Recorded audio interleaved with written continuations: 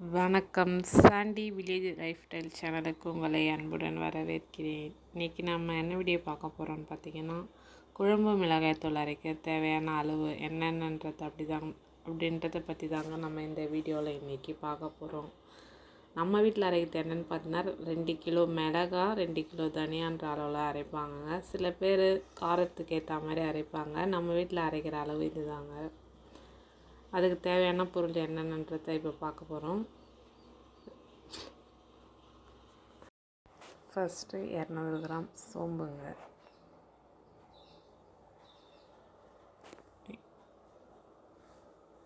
200 gram சோம்பு.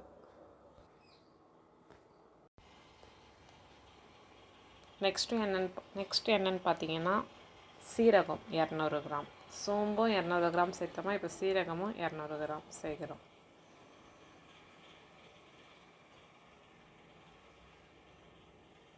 ரெண்டுத்தையும் நல்லா சேர்த்து மிக்ஸ் பண்ணுறாங்க. நெக்ஸ்ட்டு என்னென்னு பார்த்தீங்கன்னா, மிளகும் 200 கிராம், மிளகு 200 கிராம். நெக்ஸ்ட்டு என்ன சேர்க்க போகிறாங்க பார்த்தீங்கன்னா, வெந்தயமும் 200 கிராம். மிளகு, சீரகம், சோம்பு, வெந்தயம் சேர்த்துருக்கோம். நெக்ஸ்ட்டு 200 கிராம் கருப்பு கடுகுங்க.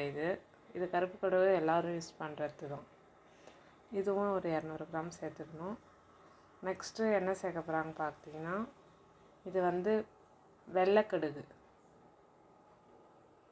சில பேர் யூஸ் பண்ணுவாங்க, சில பேர் யூஸ் பண்ண மாட்டாங்க. நாங்கள் வெள்ளைக்கடுகு சேர்த்து தாங்க அரைப்போம். வெள்ளைக்கடுகு 200 கிராம்.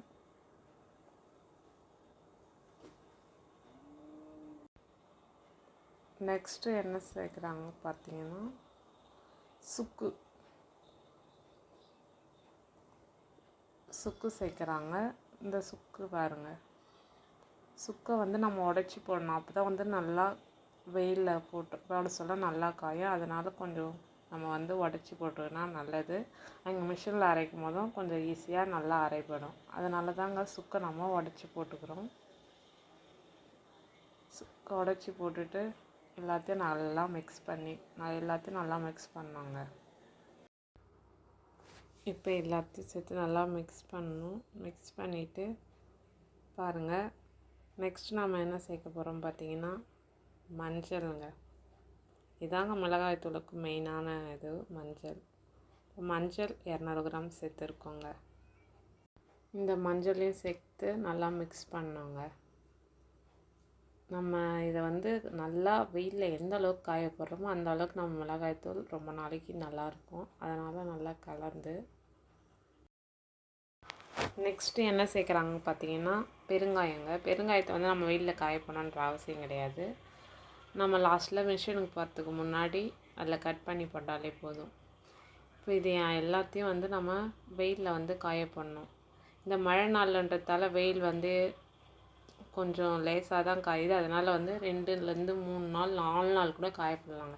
நம்ம காய போடுறது தப்பே கிடையாது. எந்த அளவுக்கு காய போடுறோமோ அந்த அளவுக்கு மிளகாத்தூள் நல்லா இருக்குங்க. ரொம்ப நாளைக்கு கெட்டு போகாமல் நம்ம காய போடுறது தாங்க இருக்குது. மிளகாவை தனியாவெல்லாம்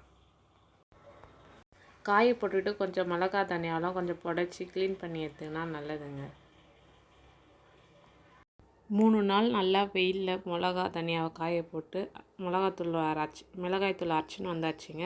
இப்போ பாருங்கள், நம்ம அரைச்சின்னு வந்த மிளகாய்த்தூள் எப்படி இருக்குன்னு. தூளும் நல்லாயிருக்கு, கலரும் நல்லாயிருக்கு நம்ம அரைச்ச மிளகாய்த்தூள். இப்போ நம்ம மிளகாய்த்தூள் அரைச்சிட்டு ஃபஸ்ட்டு நாள் வச்ச குழம்பு என்னன்னு பார்த்தீங்கன்னா, கத்தரிக்காய் சுண்டைக்காய் போட்ட காரக்குழம்புங்க. டேஸ்ட்டு வேறு லெவலில் இருந்ததுங்க. எங்கள் வீட்டில் நாங்கள் மிளகாய்த்தூள் இந்த அளவில் தாங்க அரைப்போம். 2 கிலோ மிளகாய் தனியான்ற அளவில். எந்த அளவுக்கு வெயிலில் காய போட்டு அரைக்கிறோமோ அந்த அளவுக்கு மிளகாய்த்தூள் ரொம்ப நாளைக்கு கெட்டு போகாமல் நல்லா இருக்குங்க. நம்ம அதனால் நல்லா வெயிலில் போட்டு காய வைக்கிறது ரொம்ப நல்லதுங்க. இதோட இந்த வீடியோ முடியுதுங்க. அடுத்த வீடியோவில் மீட் பண்ணலாம். இந்த வீடியோ பிடிச்சிருந்தால் லைக் பண்ணுங்கள், ஷேர் பண்ணுங்கள், கமெண்ட் பண்ணுங்கள். நம்ம சேனலை கொஞ்சம் சப்ஸ்கிரைப் பண்ணி வச்சுக்கோங்க.